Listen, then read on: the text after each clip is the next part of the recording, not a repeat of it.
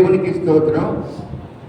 ప్రియ సంగమా, దేవుని బిడ్డలారా, యేసుక్రీస్తు ప్రభు శిలువ శ్రమల ధ్యాన కూడిక 29వ రోజు. శిలువ శ్రమల ధ్యాన కూడిక 29వ రోజు. అందరూ త్వరగా రండి, ప్రార్థన చేద్దాం. సర్వకృప, సర్వదయ, సర్వ ఆత్మీయత కలిగిన గొప్ప దేవ, 29వ రోజు ధ్యాన కూడికను ఆశీర్వదించండి. మా కొరకు వాక్యం అనుగ్రహించండి. వచ్చిన బిడ్డలను ప్రేమించండి. రావాల్సిన వారు త్వరగా రావడానికి సంకల్పాన్ని చూపండి. ఆది అంత మీరై ఉండి ఈ పరిచయం నడిపించమని యేసునామములో అడుగుతున్నాం తండ్రి, ఆమేన్. పరిశుద్ధ నామానికి స్తోత్రం కలుగును గాక. 29వ రోజు శ్రమల ధ్యాన కూడిక. దయచేసి త్వరగా రండి. ఆరాధన ప్రారంభించబడింది. దేవుని పరిశుద్ధ నామానికి స్తోత్రం కలుగును గాక. అందరూ బైబిల్ చూడండి. యోహాను సువార్త 3వ అధ్యాయం. యోహాను సువార్త 3వ అధ్యాయం 16, 17 వచనాలు. యోహాను సువార్త 3వ అధ్యాయం 15, 16 వచనాలు.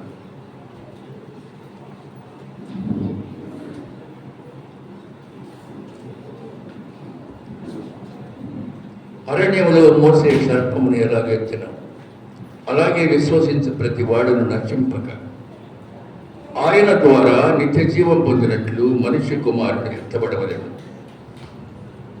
దేవుడు లోకమును ఎంతో ప్రేమించను కాగా ఆయన తన అద్వితీయ కుమారునిగా పుట్టిన వారి యందు విశ్వాసముంచు ప్రతి వాడును నశింపక నిత్య జీవం పొందినట్లు ఆయనను అనుగ్రహించెను. లోకము తన కుమారుని ద్వారా రక్షణ పొందుటకే కానీ లోకమునకు తీర్పు తీర్చుటకు దేవుడు ఆయన లోకంలోనికి పంపలేదు. ప్రార్థన చేద్దాం. ప్రార్థన.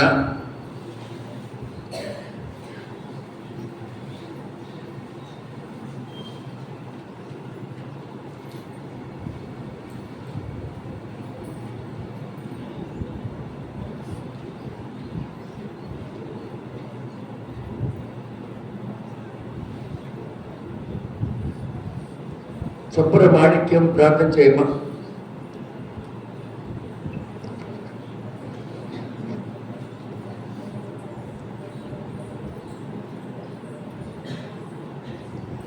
కొంచెం పెద్దగా చేయమా.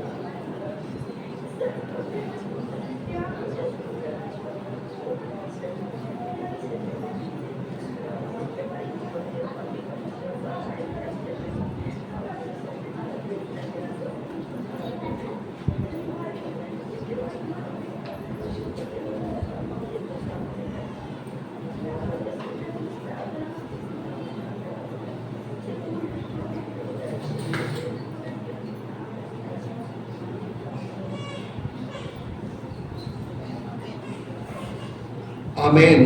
గాడ్ బ్లెస్ యూ అమ్మా. అలాగే ప్రార్థనలో అమ్మా దేవుడు నిన్ను ఆశీర్వదిస్తాడు.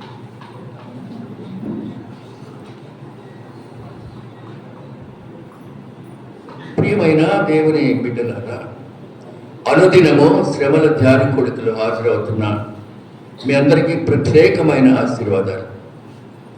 ఈ క్రమాన్ని మీరు కొనసాగిస్తున్నందున దేవుడు ఆనందించువాడై ఉన్నాడు. దేవుడు మిమ్ము ధారాళంగా దీవించి ఆశీర్వదించునుగా. చర్చికి దగ్గరలో ఉండేవాళ్ళు చర్చిలోకి రాలేకపోతున్నారు. ఇది చాలా విచిత్రంగా ఉంది. రైల్వే స్టేషన్ దగ్గర ఉండేవాడికి రైలు బండి అందదట. ఇంకా పోవచ్చులే గంట కొడితే ఏర్పడుతుందిగా స్టేషన్లో. గంట కొట్టారు, సిగ్నల్ చూద్దాం, సిగ్నల్ ఇంకా పడలేదుగా. పడింది. ఇంకా అది పెద్ద శబ్దంతో రాలేదుగా. అది రానే వస్తుంది, పోనే పోతుంది. సిద్ధపడి ఉన్న వారు మాత్రం సరదాగా ట్రైన్ ఎక్కి సకాలంలో వెళ్ళిపోతారు.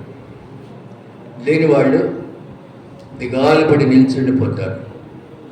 కుటుంబ సభ్యులతో పోట్లాట్లు వేసుకుంటారు. నీ వల్లే లేటు అని భార్యాభర్తలు బిడ్డలు అందరూ కలగించుకుంటూ ఉంటారు. ట్రైన్ వెళ్ళిపోతుంది. మీ జీవితం కూడా అలాగే ఉంది. ఎక్కడికైనా ప్రార్థనకి వెళ్ళేటప్పుడు ఎంత హుషారు 7 గుర్రాల సత్తువుతో వెళ్తున్నారు కదా. డబ్బులు చేతితో పట్టుకొని, మంచి చీర కట్టుకొని అక్కడికి వెళ్ళి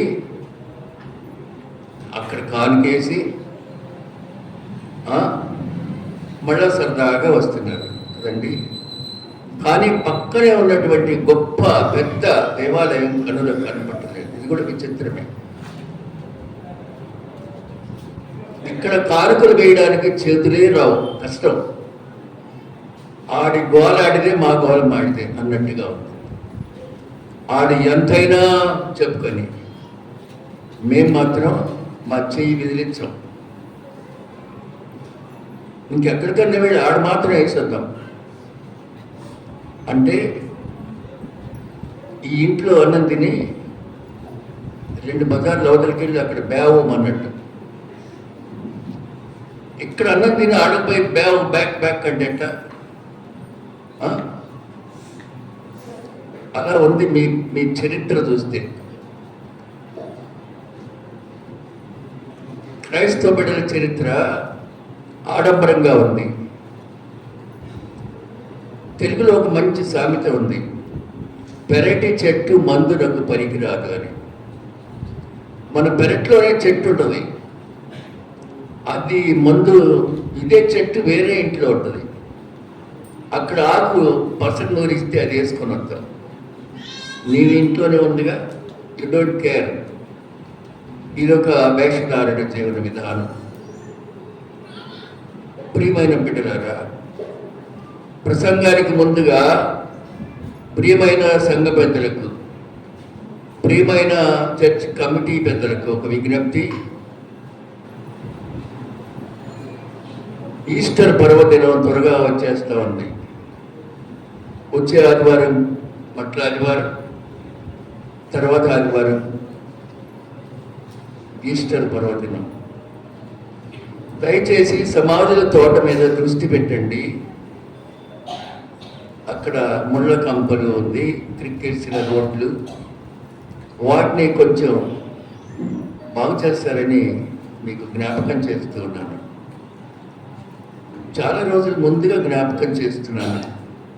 దయచేసి మన పూర్వీకులు, మన పితరులు ఉన్న సమాధుల తోటను పరిశుభ్రపరచవలసిందిగా సంఘ పెద్దలకు, చర్చి కమిటీ పెద్దలకు కూడా ప్రత్యేకంగా విజ్ఞప్తి చేస్తూ ఉన్నాను. దేవుడు మిమ్మల్ని దీవించునుగా. వాక్యంలోకి వెళ్దాం.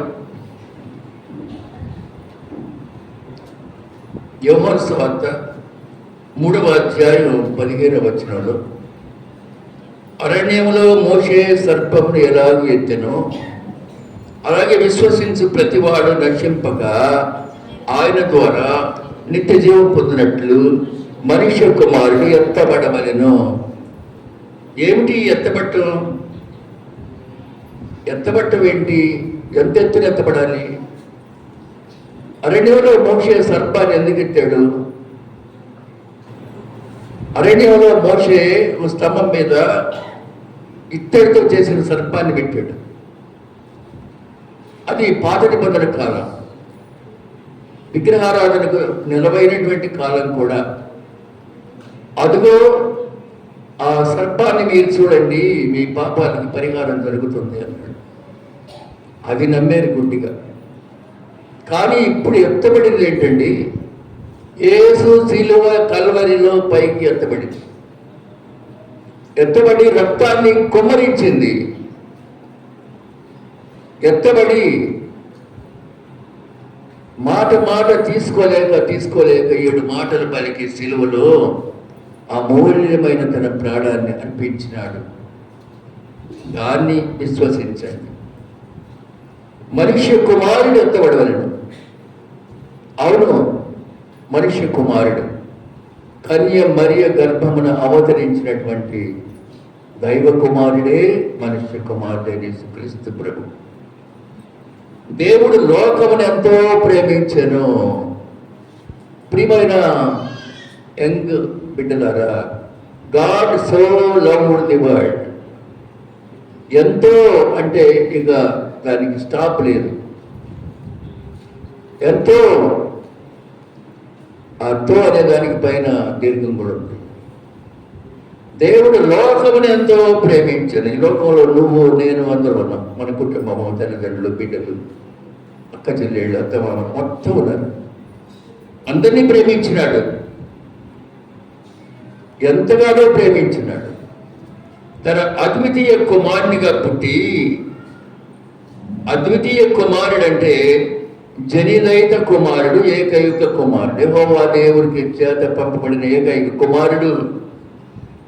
వాని యందు విశ్వాసముంచు ప్రతివాడు నశింపక నిత్య జీవం పొందినట్లు, shall not perish but have eternal life. నశింపక అంటే పెరిష్, నిత్య జీవం eternal life. Please mind it. నశింపక నిత్య జీవం పొందినట్లు ఆయనను అనుగ్రహించెను. ప్రేమ అండి, ప్రేమ. లోకంలో కూడా ఈ మధ్యకాలం ఈ మధ్య ఎక్కువైపోయినాయి, పిచ్చి ప్రేమలు ఎక్కువైపోయినాయి. యవ్వన బిడ్డలు ప్రేమల్లో పడిపోతున్నారు, ప్రాణాలు పోగొట్టుకుంటూ ఉన్నారు. ఒకడు వైష్ణవి అనే అమ్మాయిని ప్రేమించాడు, పెళ్లి చేసుకున్నాడు, గర్భవతిని కూడా చేశాడు. అబ్బాయి తల్లిదండ్రులు ఒప్పుకోలే, అమ్మాయి తల్లిదండ్రులు ఒప్పేసుకున్నారు. కాబట్టి పెళ్ళి అయిపోయింది. అమ్మాయిని తెచ్చి అమ్మాయిని అనగా కొడుకు కోడల్ని ఇంట్లో పెట్టుకున్నారు. ఒక రాత్రి గొడవ అవుతుంది. ఎలా వేసుకున్నారంటే, రిటైర్ అయిన తల్లిదండ్రులు ఈ రూము, నవదంపతులు ఆ రూము. అప్పటికి ఆమె ప్రెగ్నెంట్ కూడా. ఏం గొడవ వచ్చిందో, పెద్ద పెద్ద శబ్దాలు వస్తున్నాయి. ఈ తల్లిదండ్రులు ఇద్దరు తలుపు దగ్గరికి వెళ్ళి చెవు పెట్టి చూశారు. అంతేగా తల్లిదండ్రుల పని. సడన్గా గోడ ఆగిపోయింది. అప్పుడు ఏమనుకున్నారంటే, వీళ్ళు నవదంపతులు కదా, ఏదో కీర్చులాడుకుంటున్నారు, మళ్ళీ మౌనంగా ఉన్నారు. వచ్చి పడుకున్నారు. చేపలు కోసే కత్తితో ఆ అమ్మాయి మెడకొస్తున్నాడు. కత్తి పెట్టి పొడి చేస్తున్నాడు. నా గర్భంలో బిడ్డ ఉందయ్యా, కొట్టకయ్యా అంటూ, చంపకయ్యా. కానీ చంపేశాడు. ప్రేమలు చెడిపోవడానికే ప్రేమలండి, బాగుపడడానికి కాదు, చచ్చిపోవడానికే ప్రేమలు. చాలామంది జీవితాల్లో ఈ మధ్య కాలంలో జరుగుతున్న సంఘటన చూసి చిచి అసలు పెళ్ళే చేసుకోకూడదు అని తెలివిగల ఆలోచనలో పడిపోయినది యువతరం. ఇంత ఘోరమైన పరిస్థితులు యువతరంలో కనిపిస్తున్నాయి. కానీ ప్రేమ కావాలి.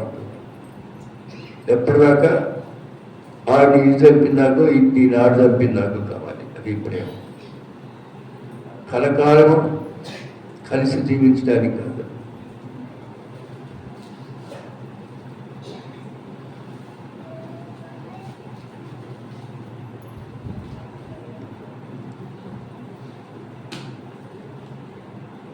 ప్రియమైన బిడ్డలారా,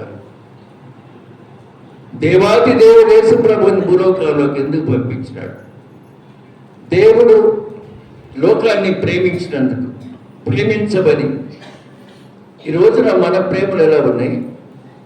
యేసయ్య ప్రేమ ఎలా ఉంది? ఈలాంటిగా యేసు ప్రేమ. సాంగ్ మర్చిపోయారు, తెలుసో నాకైతే తెలియదు. అవును, ఎలాంటిదంటే మరణం వరకు ప్రేమించిన ప్రేమ అయింది.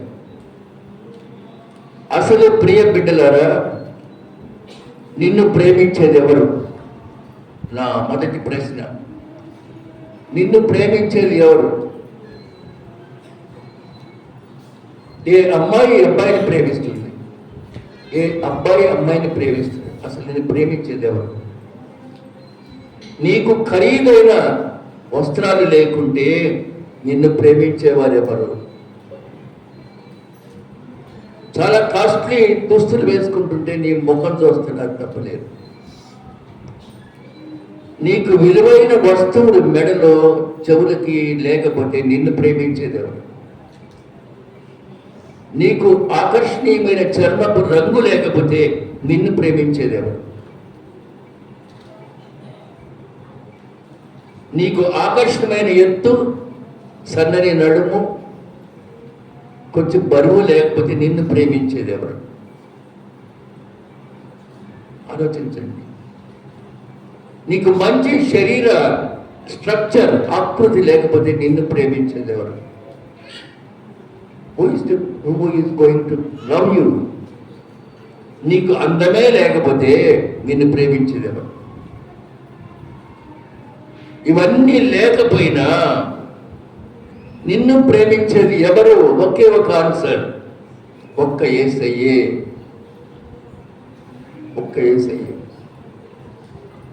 ఇప్పుడు చెప్పిన లిస్టు ఏమీ లేదు.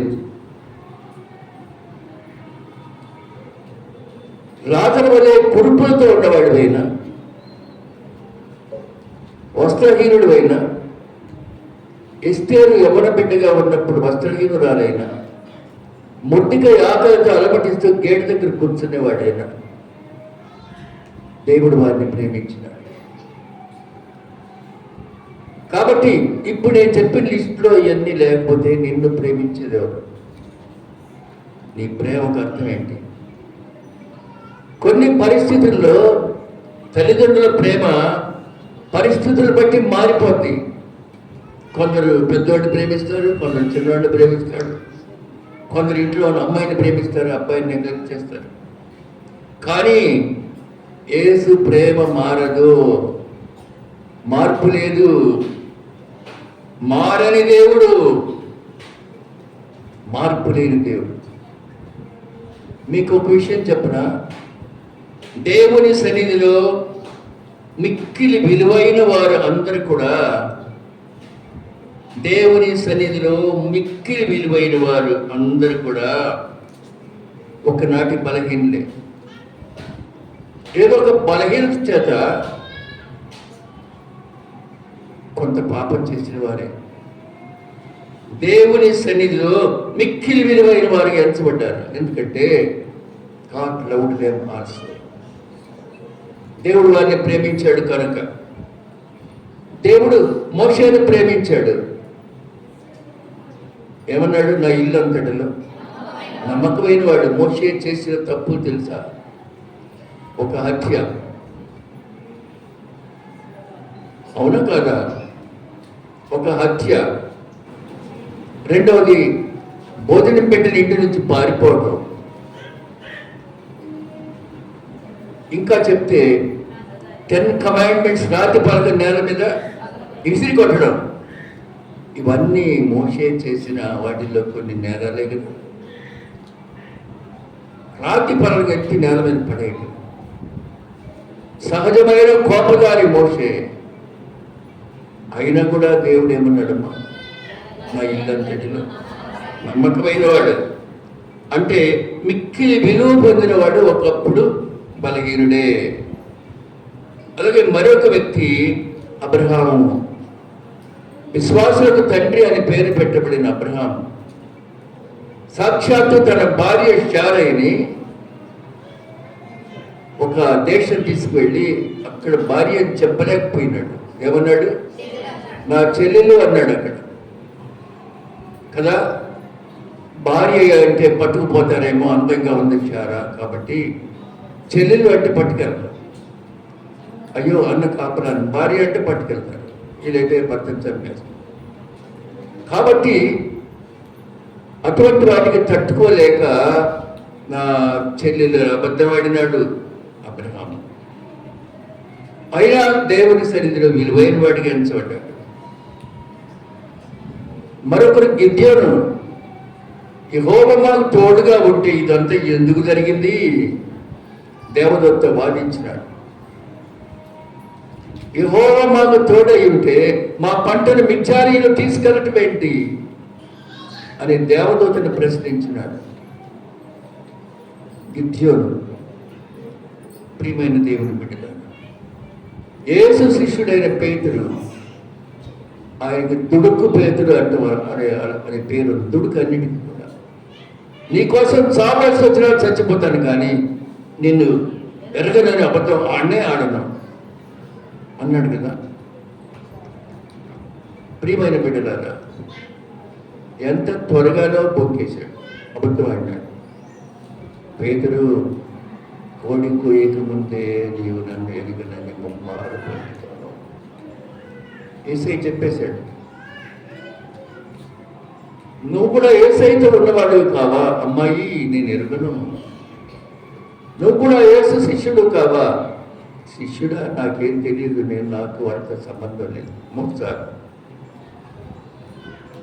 అలాగే దావీదు కమిట్మెంట్స్, ఘోరమైన కమిట్మెంట్ ఉంది. యుద్ధంలో ముందు పెట్టి ఊరియాను చంపించి ఊరియా భార్య బత్షెబను చెరపట్టి అంతా కూడా తెచ్చుకున్నారు. వీరందరూ కూడా బైబిల్ హిస్టరీలో మిక్కిలి విలువైన వారు. వారికి ఉన్న బలహీనతలు జ్ఞాపకం చేస్తున్నారు మీకు. అలాగే యేసు శిష్యుడైన యోహానుకు ఒక పేరు ఉండనే ఉంది. అన్నిటికీ కాపుదారిని, ఊరి మేడి వాడు. అన్నిటికీ ఊరిని చూస్తాడట యోహాను. మాట కూడా ఊరి మీదట్లే ఉంటుందట, ఊరి మేడి వాడు. ఇన్ని రకాల మనుషులను ప్రేమించిన దేవుడు మనల్ని కూడా ప్రేమిస్తుంది. ఆయన ప్రేమ మార్పు లేదు. మలాకి గ్రంథం 3వ అధ్యాయం 6వ వచనం.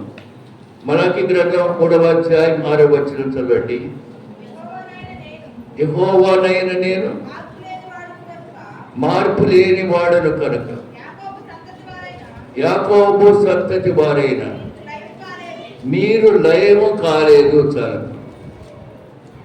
యెహోవానే నేను ఎలాంటి వాడిని? మార్పు లేని వాడను. మార్పు అంటే ఏంటండి?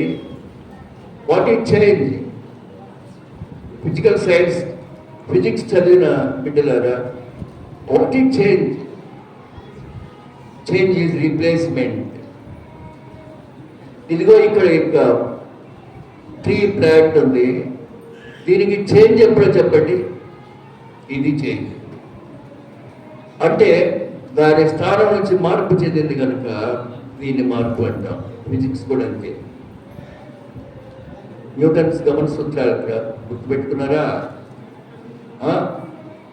Everybody continues to be in its state of rest or euclidean motion unless it is acted upon by some external force.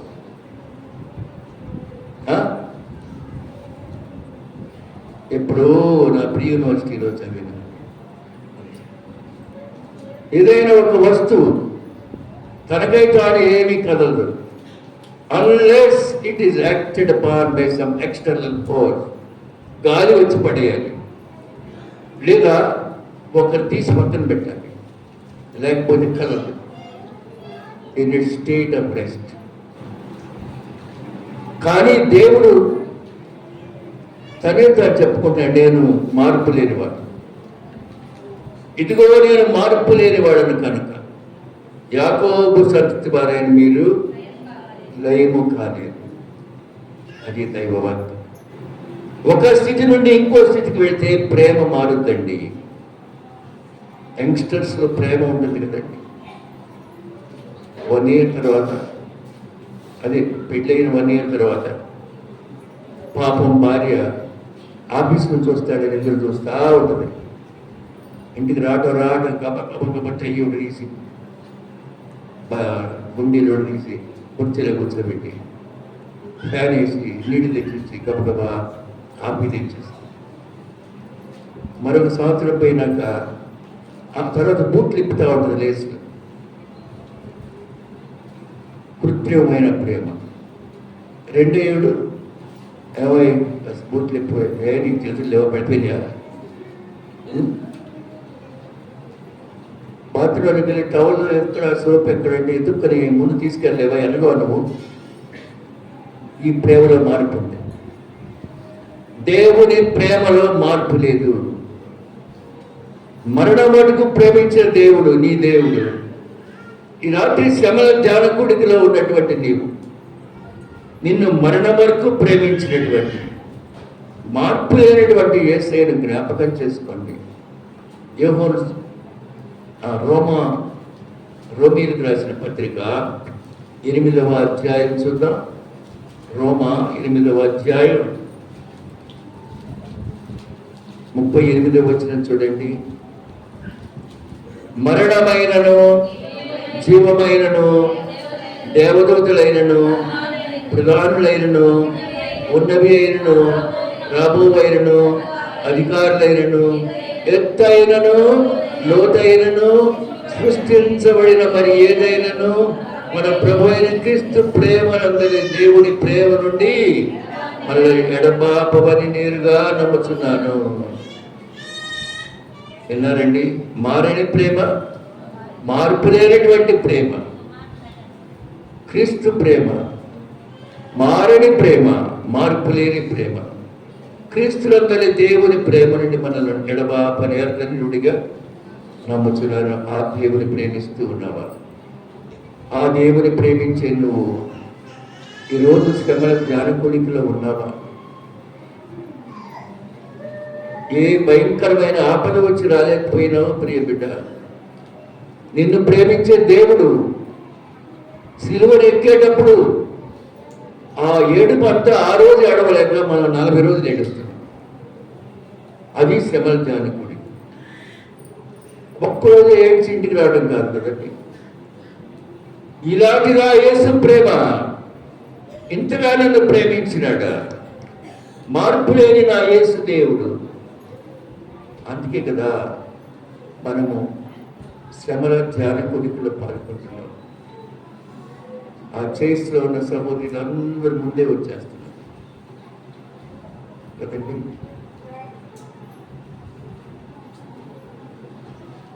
అవిశ్వాసమైన నీకు,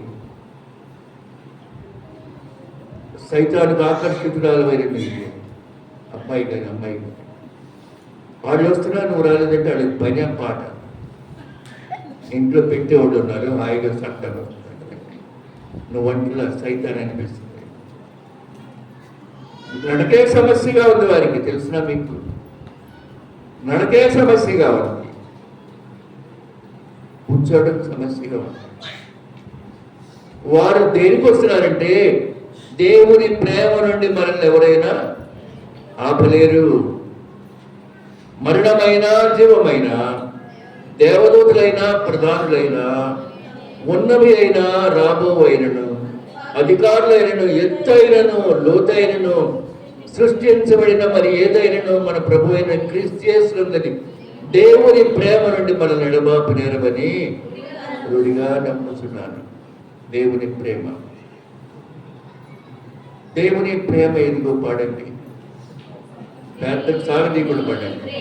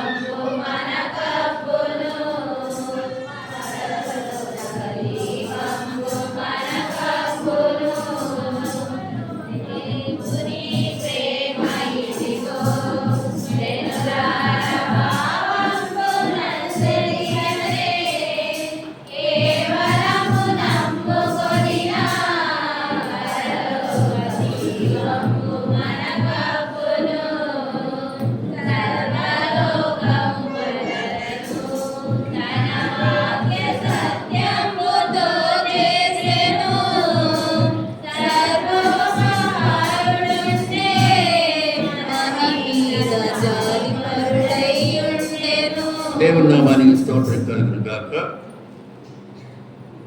ఒకవేళ ప్రభు ఇంకో రూపంలో నీకు ఎదురై నువ్వు దేవుని ప్రేమిస్తున్నావా అంటే ఏం చెప్తావు? అసలు నాకంటే ఎవరు ప్రేమించేదంటావు కదా, కానీ చర్చికి రావు. నువ్వు దేవుని ప్రేమిస్తున్నావా? నీ స్థితి ఎంతైనా లోతైనా ఉన్నవైనా రాబోయేనా దేవుని ప్రేమిస్తున్నావా? దేవుని ప్రేమ నుంచి నన్ను వెడగొట్టే వాళ్ళు ఎవరు? నువ్వు కూడా ప్రశ్నిస్తావు. దేవుని ప్రేమ మనల్ని ఎడబాయినా, దేవుని ప్రేమ నీతో ఉండబట్టే నువ్వు నేను మనము జీవిస్తున్నాం. మైండ్ అలాగే ప్రభు వారు అడగరని అనుకోకండి. ఆయన పరిశుద్ధుడు కనుక ఆయన అడుగుతాడండి. అడగటము దేవుని యొక్క సంకల్పం. ఒకనాడు నిన్ను అడిగేస్తాడు, నువ్వు నన్ను ప్రేమిస్తున్నావా? ఒకవేళ నీకు ఆ సందర్భం వస్తే ఏం చెప్పగలవు? నీకు ఒక దినం ఉంది, నాకు కూడా ఉంది, అందరికీ ఉంది. అపోస్తల కార్యములు 17వ అధ్యాయం 31 ఒకసారి చూడండి. అపోస్తల కార్యములు 17:31. ఎందుకనగా తాను నియమించిన మనుష్యుని చేత నీతిని అనుసరించి భూలోకమునకు తీర్పు తీర్చబోయే ఒక దినము నిర్ణయించి ఉన్నాడు. తీర్పు తీర్చే దినం ఒకటి ఉంది. మృతుల్లో నుండి ఆయన లేపినందున దీన్ని నమ్ముటకు అందరికీ ఆధారము కలగజేసి ఉన్నాడు. చూసారండి, దేవాది దేవుడు ఈ లోకంలోకి ఎందుకు పంపించినాడు? నిన్ను ఒకనాడు అడుగుతాడు, నువ్వు నన్ను ప్రేమిస్తున్నావా? Are you loving me? Do you love me? ఏం జవాబు చెప్పగలవు? ప్రియమైన బిడ్డలారా, క్రైస్తవుల్లో పెను మార్పులు వచ్చినాయి.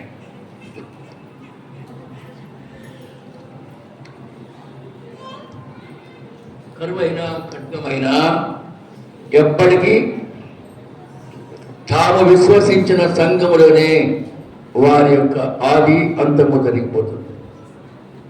కొంతమంది హైజాక్, కుర్రాళ్ళు తెలుసు హైజాక్ అంటే పక్కకు లాక్కేట. విమానంలో వాళ్ళనే హైజాక్ చేస్తున్నారు తెలుసా?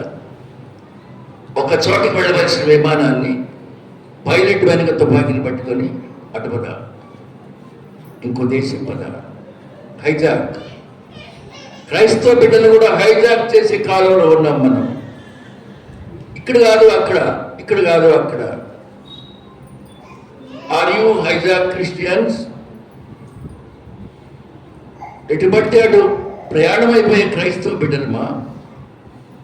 దేవుని ప్రేమ నుంచి నిన్ను విడదీసేవారు ఎవరు? అసలు నీ సంఘం గురించి నువ్వేం చెప్పగలవు?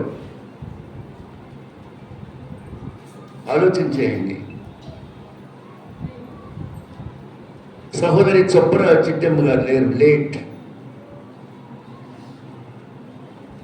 ఒక సహోదరుడు 5 సార్లు వెళ్ళాడట ఇంటికి. ప్రార్థన చేస్తా ఉన్నా. 6వసారి లాస్ట్లో అడుగుతున్నానమ్మా, ఒకసారి మా చర్చికి అన్నాడు.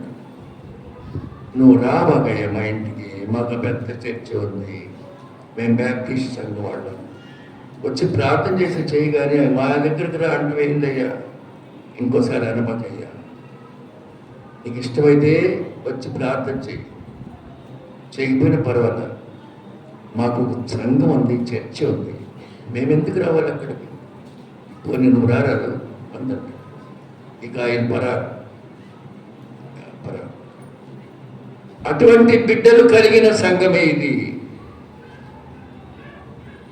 ప్రియమైన దేవుని బిడ్డలారా, యేసయ్య అడుగుతాడు, అంత పెద్ద పేతుర్ని అడిగాడు, పీటర్ డూ యూ లవ్ మీ?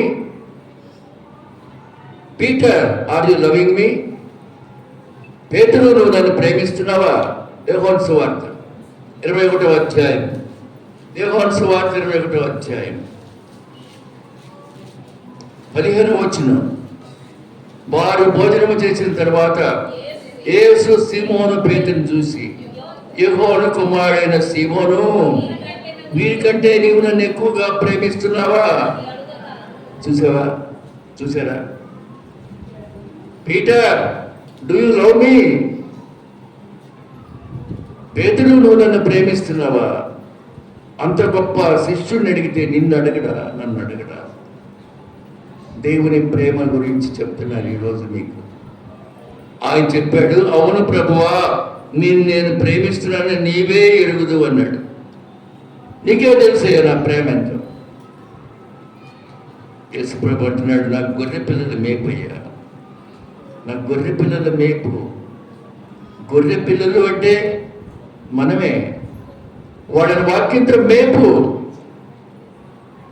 తలూపేడేమో మరి. రెండోసారి అడుగుతున్నాడు, ఆయన మరలా, ఆయన యెహోవా కుమారుడైన సీమోను, నన్ను ప్రేమిస్తున్నావా అని రెండవసారి అడగ్గా, అవును ప్రభువా, నేను నిన్ను ప్రేమిస్తున్నాడని నీవే ఎరుగుతావు.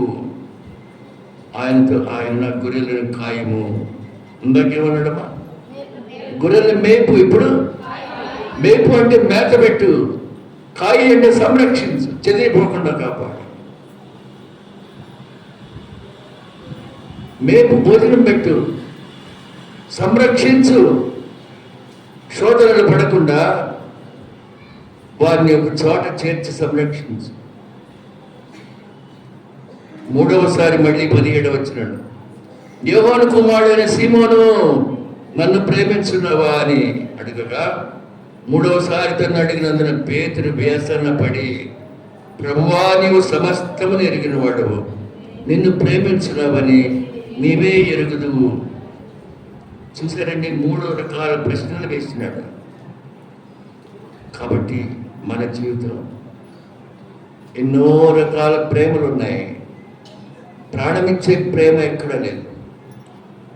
అంతెందుకు, యెహోవా దేవుని యొక్క ప్రియ కుమారుడు ఆ భూలోకానికి వెళ్ళి అక్కడ నా ప్రజల కొరకు నీ ప్రాణం ఇవ్వు అన్నాడు. ఓ తండ్రికి 2 కుమారులు ఉన్నారనుకోండి, ఆ అబ్బాయి బతకాలంటే ఈ అబ్బాయి ప్రాణం అని ఎవరు అడిగి ఇస్తాడు? ఆ తండ్రి ఎవరిని పోగొట్టుకోవడం ఇష్టం లేదు కదా. ఆ అబ్బాయి బతకాలంటే ఈ అబ్బాయిని వధించాలి అంటే ఒప్పుకుంటాడు ఆ తండ్రి. కుమిలి ఏడ్చి అక్కడే పడిపోతాడు. కానీ దేవుడు తన ఏకైక కుమారుడిని నువ్వు వెళ్ళమని పంపించినాడండి. ఆయన ఎలాంటి ప్రేమ చూపించినాడండి? తల్లిదండ్రుల కన్నా మించిన ప్రేమ, అన్నదమ్ముల ప్రేమ కన్నా మించిన ప్రేమ. బాగుంటే వారు వలె అన్నదమ్ములు సమాజంలో ఉన్నారు కోపలుగా. అక్క చెల్లెళ్ళ ప్రేమ, భార్యాభర్తల ప్రేమ, ఇవన్నీ మించిన ప్రేమ. యోహాను 3:16 అట్లా చదవండి. దేవుడు లోకమును ఎంతో ప్రేమించెను. ఎంత ప్రేమించినాడమ్మా, ఎంతో ప్రేమించినాడు. అట్టి ప్రేమలో మనం అందరం ఉన్నాం. కాబట్టి ఎంతో అంటే అంతకు మించింది లేదు. ఇక ఎంతో అనే మాట ఉన్న అర్థం ఏంటంటే ఎంతో ఉన్నది. ముగిస్తాను. రోమీలకు రాసిన పత్రిక 5వ అధ్యాయం 8వ వచనం. రోమా 5:8. అయితే దేవుడు మన ఎడల తన ప్రేమను వెల్లడిపరుస్తున్నాడు. ఎక్కడగా మనం ఇంకనూ పాపులముండగా క్రీస్తు మన కొరకు చనిపోయాను. While we are yet sinners, Christ died for us. Yet sinners అంటే ఏంట్రా బాబు? ఇంకనూ పాపులమై ఉండగా. While we are yet sinners, మనం ఇంకనూ పాపులమై ఉండగా Christ died for us. యేసు మన కొరకు చనిపోయినాడు. మనం ఇంకనూ పాపులమై ఉండగా క్రీస్తు మన కొరకు చనిపోయి. ఇది దేవుని ప్రేమ. మన పాపులమే అయినా మార్పు లేకుండా ఉన్నాం. తన రక్త ధారణ చేత మన పాపాన్ని శుద్ధీకరిద్దామని ఆయన మరణించినాడు. ఎవరెవరి కొరకు మరణించినాడో తెలుసండి? భక్తిహీనుల కొరకు, అవిశ్వాసుల కొరకు, దారి తప్పి ప్రవర్తించే వారి కొరకు, సిలువ మరణం వెనక, సిలువ వెనక్కిపోయి చూడండి ఏముందో తెలుసా? సిలువలో వేలాడుతున్నాడు యేసయ్య. సిలువ వెనక ఏముందో తెలుసండి? ఆయన ఉన్నతమైన ప్రేమ ఉంది.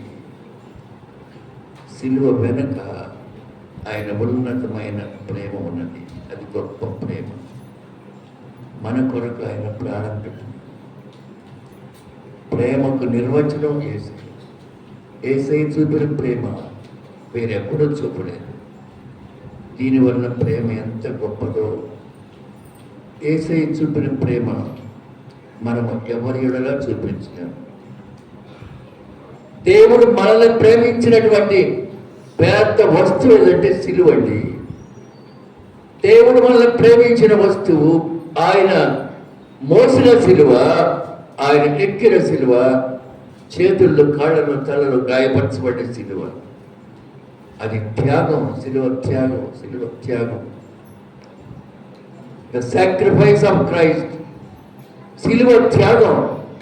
సిలువ శ్రమల జానకూడికలో పాల్గొంటున్న మీరు సిలువ త్యాగాన్ని వింటున్నారు. మన జీవితాన్ని దేవుడు కోరుకున్నట్టు సరి చేసుకున్నాం. అటువంటి మంచి మనసు, అటువంటి విధేయత, ఆ ప్రకారం సిలువ వైపు చూడటం దేవుడు మనకు అనుగ్రహించాలని ప్రార్థన చేద్దాం. అట్టి కృపను, అట్టి ప్రేమను, యేసయ్య చూపించిన ప్రేమను గుర్తెరిగి మన పాపముల ఎడల పశ్చాత్తాపం కలిగిన స్థితిని మనం కలగాలని యేసయ్యను ప్రార్థిద్దాం. అటువంటి గొప్ప ఆసక్తి దేవుడు మనకు అనుగ్రహించును గాక. ఆమేన్. ప్రార్థన చేద్దాం. సర్వకృపానిధి గొప్ప దేవ తండ్రి, మీకు వందనాలు చెల్లిస్తున్నాను. దేవుని ప్రేమ ఈరోజు యేసు ప్రేమను చూసినాం. ఆయన లోకాన్ని ప్రేమించినాడు, నన్ను ప్రేమించినాడు. లోకములోనికి పంపే ప్రేమ, ఇక్కడే కుమారుని పంపించినాడు. ఆయనే మనల్ని ముందుగా ప్రేమించినాడు. భక్తిహీనైన మమ్మల్ని, పాపులైన మనల్ని ఆయన ప్రేమించినాడు. దేవుడు మా మీద పెట్టుకున్న ప్రేమే సిలువ త్యాగం. మన జీవితాన్ని దేవుడు కోరుకున్నట్టు సరి చేసుకోవాలని దేవుడు కోరుతున్నాడు. ప్రభువా, అటువంటి మంచి మనస్సును సిలువ వైపు చూసి పాపక్షమా స్వామి పరిశుద్ధ నామమున అడిగి పెట్టుకుంటున్నాము తండ్రి. ఆమేన్. మన పరమ తండ్రి, మన రక్షకుడైన యేసుక్రీస్తు వారి ప్రేమ, ఆయన కృప, ఆయన అనుసరిస్తున్న మనకెల్లరకు ఇప్పుడు ఎల్లప్పుడు సదాకాలంతో ఉండగా. ఆమేన్. యోహోను 3:16 కనుక. యోహోను 3:16. God bless you.